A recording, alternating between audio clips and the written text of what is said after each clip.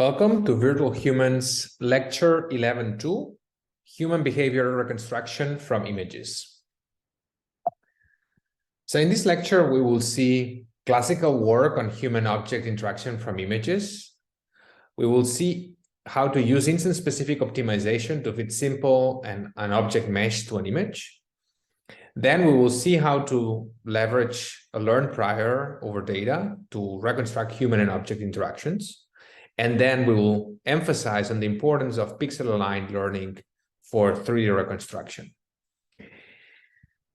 So, same as the motivation as from the previous lecture, we're interested in human-object interactions because most of the interesting things that happen in images and videos are actually interactions with other humans or interactions with the environment. And as we previously mentioned, there's many applications in virtual reality, augmented reality, robotics, and so on. So the question is like, can we do human object reconstruction and understanding from just images, not using like depth cameras or multi-view setups or even IMUs, but just single images? Well, this is a long-standing computer vision problem, and people started looking at this, in particular, looking at detection of particular actions and interactions of humans and objects from images, mostly because these were the kind of data that was available, like 2D annotations of, for example, segmentations or the types of objects appearing on an image. Which is much easier to obtain than just, for example, like the 3D models of the image. So, for example, like there was work that tried to predict like the type of object, the class, and the location, and then the human motion, for example, like the type of motion, and then it tried to identify the start and end time of the activity and the location, and also the object motion.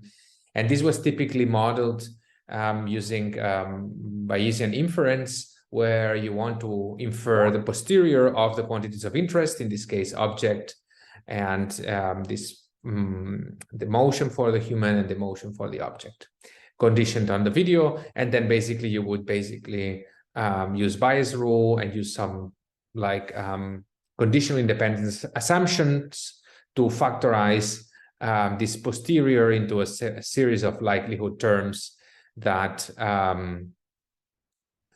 essentially, for example, like you look at the likelihood of the object given the video, and basically you could use a Gaussian distribution around the object to locate the human.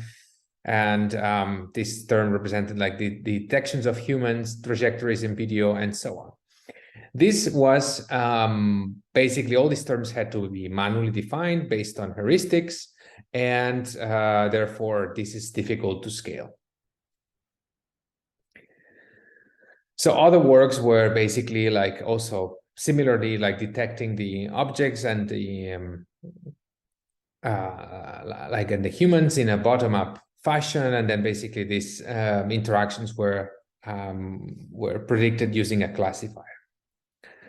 And as I mentioned before, like basically because there was an availability of 2D annotated data, like tasks like human and object interaction, like represented as detection, segmentation, and action recognition, have been very well explored in the past.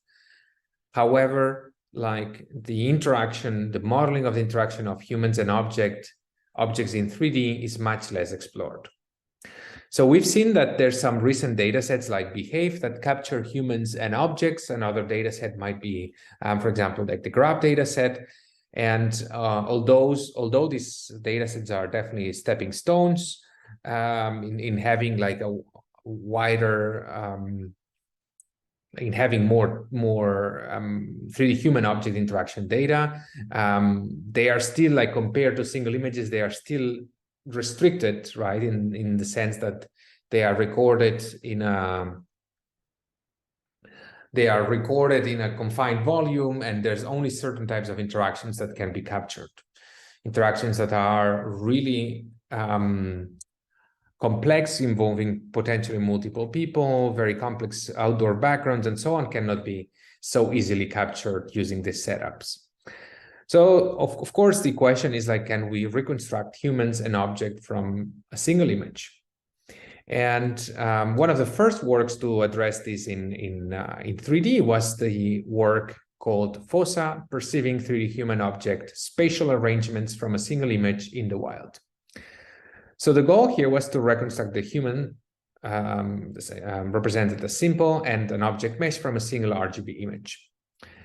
And this was work that came about half a year before then, or 1 year before then Behave, and before like there was no data set for learning any kind of 3D prior.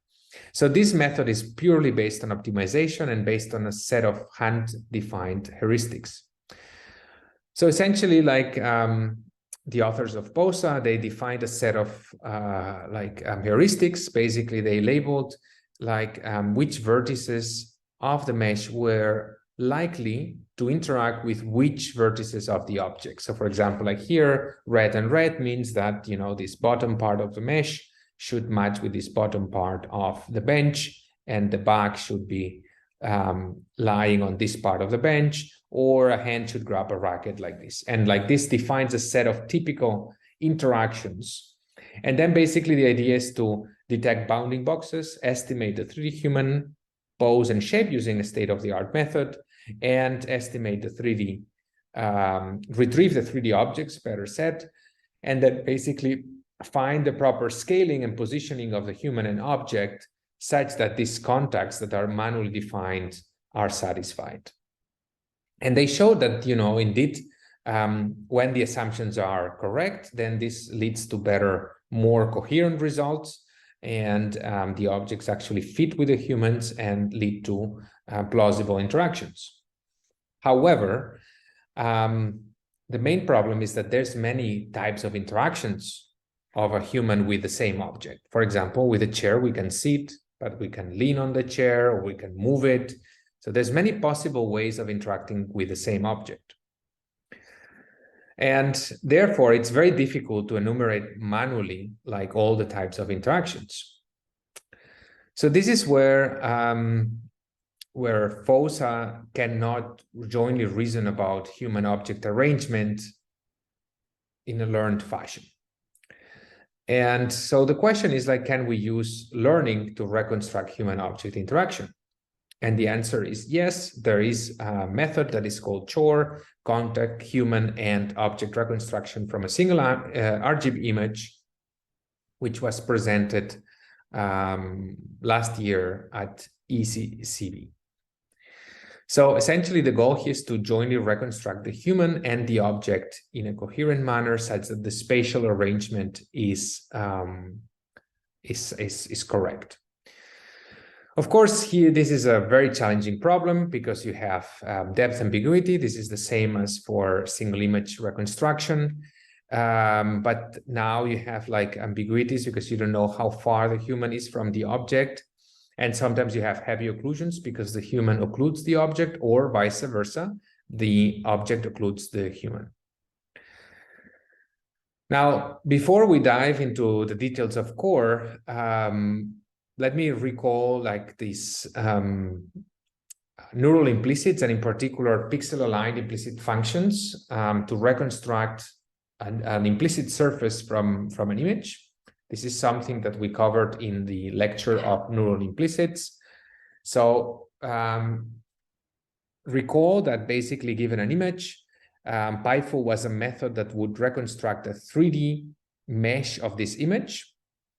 And the way this was working was by, instead of fitting a mesh to the image, like basically like the surface is represented implicitly. And essentially what is done here is like you have an image encoder that turns this image into a set of features, and then basically a network, which is a per point network or a neural field network if you want, like basically considers like different rays that go through the pixels of the image, and the network is trained to predict at which depth, right? For every depth, whether that point along the ray belongs to the inside or outside the surface. So we're going to train a predictor such that, we're going to shoot an array and we're going to march along the array, and we're going to predict whether this point is inside or outside the surface.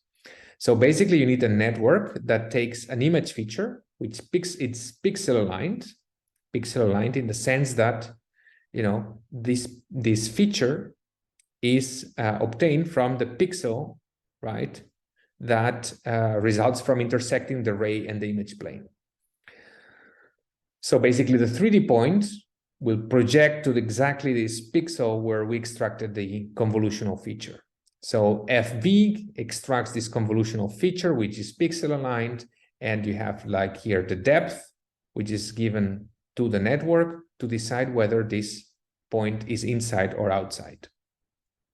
And so basically, this is, and the same can be done for the inside and outside, and also the same network can be trained, but to predict the color. And so basically this was obtaining results that look much more detailed than previous models that predict directly the vertices of a mesh. And this is by virtue of this pixel alignment.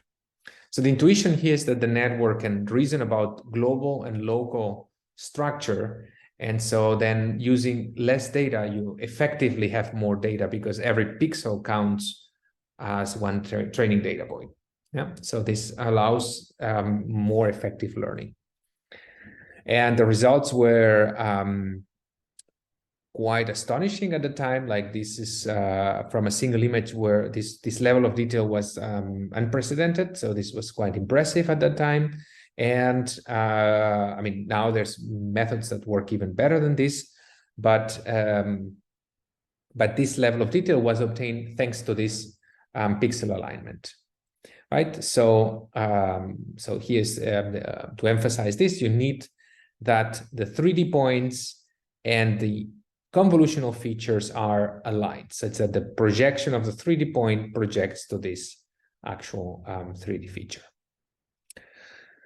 So, of course, this pixel alignment, if we want to train a neural network that predicts like the 3D model, or the implicit surface, we have ambiguity because these two surfaces, for example, are both pixel aligned, and there are two possible solutions that project to exactly the same image. We emphasize this ambiguity problem created by the perspective effects of images. So though these two solutions are valid, so we need to do something if we have to train a neural network. So what PyFo is doing is basically fixing depth and reconstructing only the scale, and is maintaining pixel alignment. So in PyFo, this is possible because this method is trained with 3D scans. And with 3D scans, you can control how you render the scan and make sure that the rendering aligns with the actual 3D scan. So I can, move the data around, and I can have like a perfect alignment of images and 3D, right? So this is possible because the data is synthetic. It's trained from synthetic data.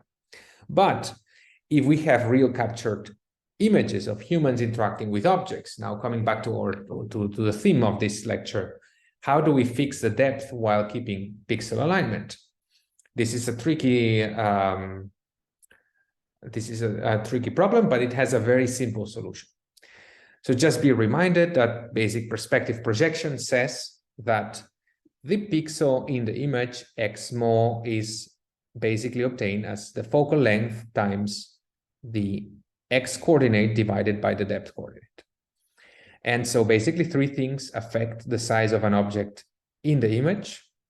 One is the focal length. The other thing is the physical size of the object, x and y. And finally, like the depth, how far the object is from the camera. So we want to change the depth from z to some z prime or z0 while maintaining the alignment with the image.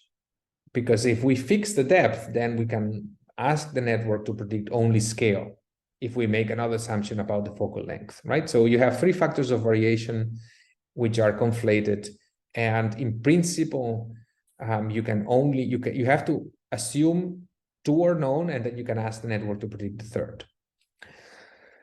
Okay, so from the laws of perspective, so how are we going to like do this, right? How are we going to align the real data that was captured with images, right?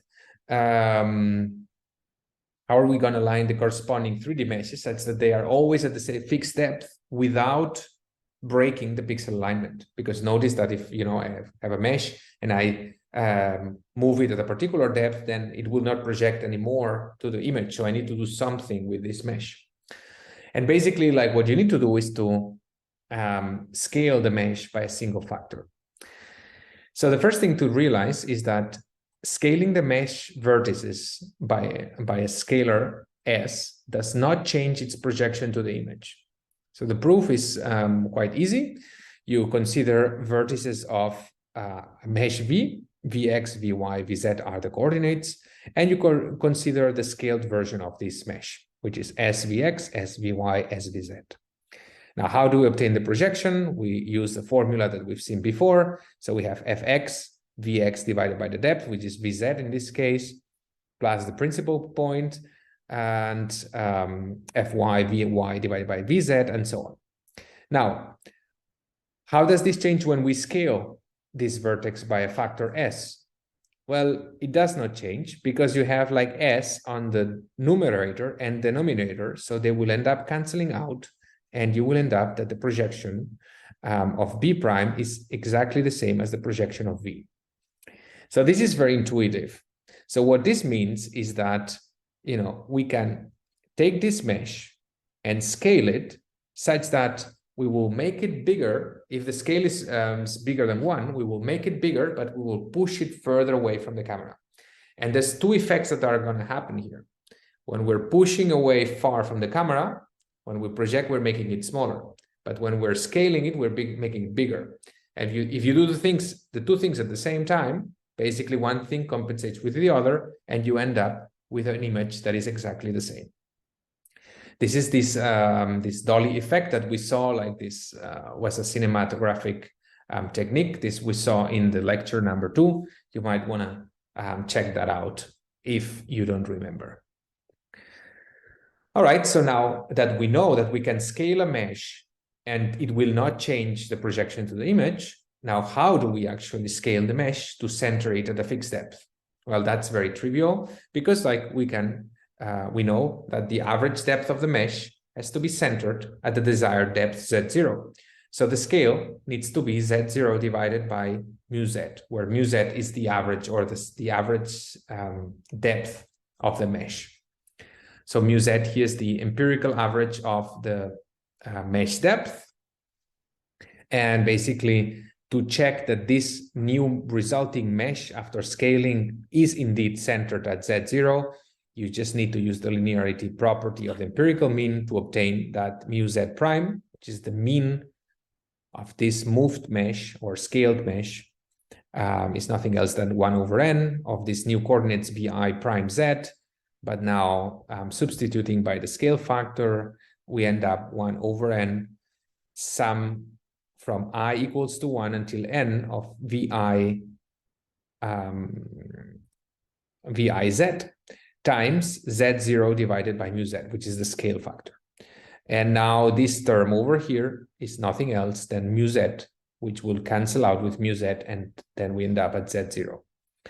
So we have proof that indeed the mesh is centered at Z0, and because we're just applying a scaling, the mesh will not change the projection to the image. So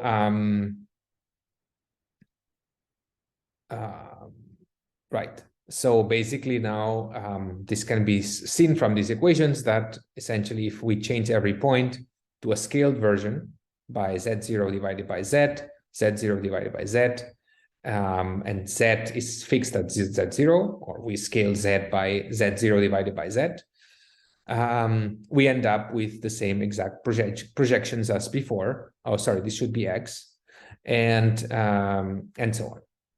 So what are we doing here? We are doing exactly graphically. This is what we are doing. We want to fix the object at a fixed depth. So we are moving it to the desired Z0 depth, and then we're scaling it.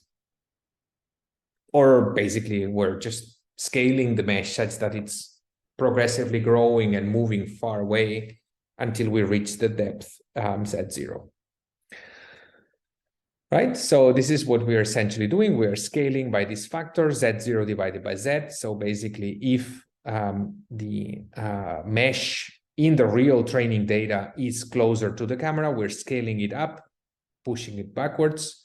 If the mesh is indeed further from the camera than Z0, we are scaling it down and bringing it closer to the camera.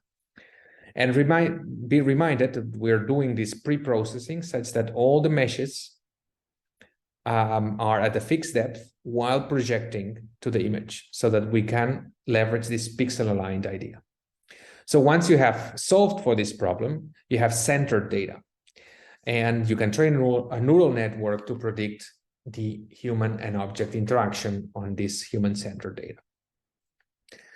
So typically, like before you start learning, it's really important that you think about the type of data you have before you start even training or learning anything.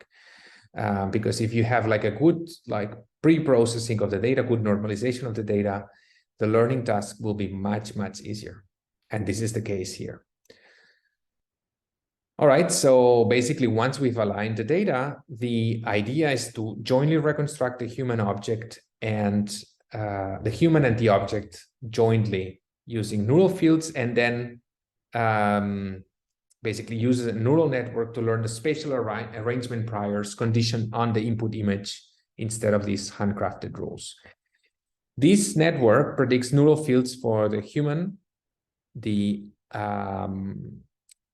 object, and the simple body parts. This is very similar to behave. The only thing, let me stop here. So basically the only thing is that the input is an image, and then basically these features have to be lifted to 3D, but then we do similar as PyFu, like you basically can turn this into a neural field in 3D, and then we do joint optimization similar to behave in order to obtain the human mesh and the object mesh. And the good thing is that compared to this handcrafted model, like the results look significantly better. And the reason is because this is the network is capable of learning different types of human object interactions, which works much better than just handcrafting the interactions that we expect to see.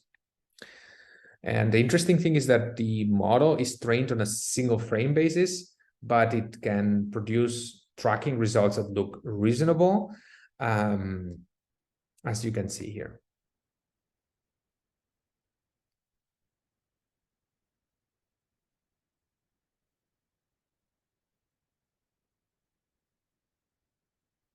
So these are different results for human object interaction from images taken from the internet. And for many images, it produces quite reasonable results. But of course, these are still some preliminary results. This research is still kicking off, and there's many problems, in particular when you have heavy occlusions, like you only have a partial body, or you have images which are very low resolution. So for most of the images that are really challenging and really in the wild, then these methods do not work that well. But it's a significant step forward, and I'm pretty sure that there will be more and more papers in this direction. So, so the take-home messages are basically we've seen Fosa, which is a method that relied on heuristics, and it's good because it was the first paper to introduce a new problem. But this method does not scale because it relies on a lot of manual definitions. We've seen that pixel-aligned learning is key for obtaining good neural reconstructions, and neural networks can learn a strong prior on human-object interaction, and Behave and Chore are two examples that demonstrate that. And we've seen a depth-aware scaling that can be used to avoid this depth scale ambiguity while training a pixel-aligned neural reconstruction network. Thank you. This is the end of lecture 11.2. And I'll see you in the next lecture where we will see human motion synthesis models. Thank you.